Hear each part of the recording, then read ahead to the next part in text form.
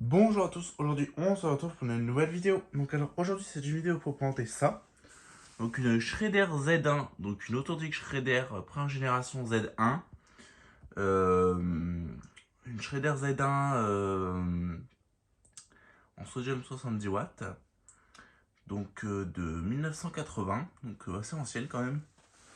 Petite Shredder Z1, voilà, en première génération. Hop, une araignée, bonjour. Donc une Shredder Z1, voilà ce que ça donne de côté.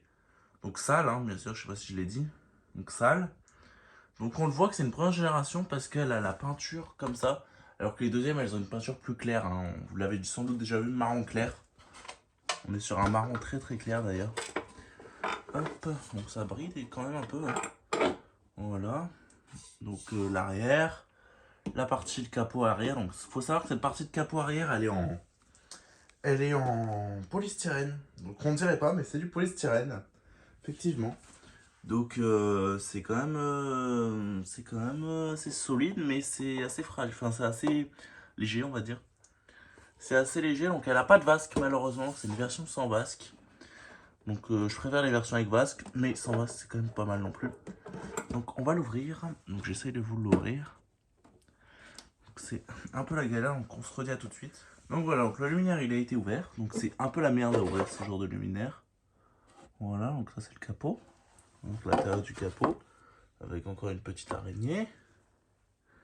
Donc voilà l'intérieur, donc c'est en assez, on va dire pour son âge ça va l'état. La platine elle a un peu rouillé, c'est dommage. C'est dommage, on a un Balas Sabir.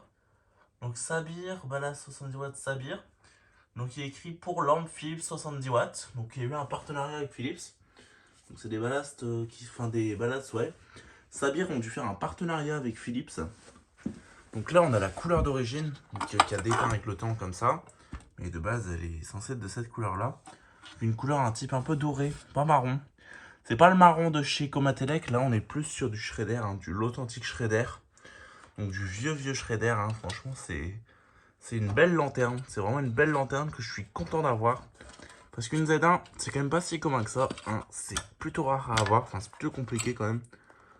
Donc voilà, en fait je vous ai pas montré la lampe. Hop. Philips Sun 70 watts Made in PRC, donc dernière génération. Voilà, donc le réflecteur qui est bien cramé au bout. Les réflecteurs, donc les réflecteurs, il n'y a rien de plus simple à enlever. Faites ça, vous enlevez ça.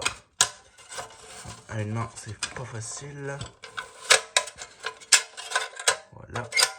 Et voilà, et là vous avez le réflecteur. Donc c'est des petits réflecteurs comme ça. Bon, il y a eu de l'airsoft, on le voit qu'il y a eu des coups de billes, hein. Voilà, on les voit.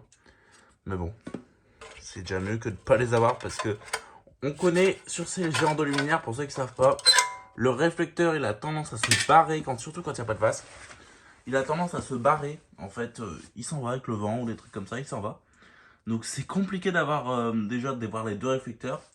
Même d'en avoir un, des fois c'est compliqué, donc je suis plutôt content de les avoir parce que c'est une version sans vasque. Quand c'est une version avec vasque, il n'y a pas de souci parce que les versions avec vasque, le réflecteur il tombe dans la vasque et le gars qui va mettre une nouvelle lampe ou quoi ou changer le ballast, il va pouvoir remettre le réflecteur. Tandis que quand il n'y a pas de vasque, le réflecteur il tombe, il est perdu. C'est comme une vasque qui s'envole, un capot qui s'envole, c'est perdu. Voilà, donc du coup, bon, c'est un petit luminaire sympathique. Franchement, c'est vraiment tout petit la Z. C'est ma préférée de toutes les Z, hein, clairement. C'est vraiment ma préférée. Bon, c'est une première génération, donc du coup, les peintures, elles sont un petit peu pourries. Mais c'est quand même sympathique à avoir, donc je vous ai pas montré comment on enlève la platine. Donc sur celle-là, il suffit d'enlever le connecteur. Voilà, donc on enlève le connecteur. Donc ça, c'est une version avec connecteur, il y a des versions qui n'ont pas de connecteur, c'est spécial, hein. Donc on enlève le connecteur. Ici, on a une petite vis de blocage pour éviter quand même que la platine elle se barre, qu'elle s'enlève, qu'on l'enlève et qu'on sache pas la remettre. Donc la petite vis de blocage, qui ressemble à ça. Ça, on fait ça, on tire un peu sur le crochet là. Et là, normalement, on soulève. Mais c'est pas facile à une main. Comment est-ce que je vais pouvoir faire? Bah, j'arrive à tout de suite. Donc voilà, donc j'ai pu l'enlever. Hop. Voilà.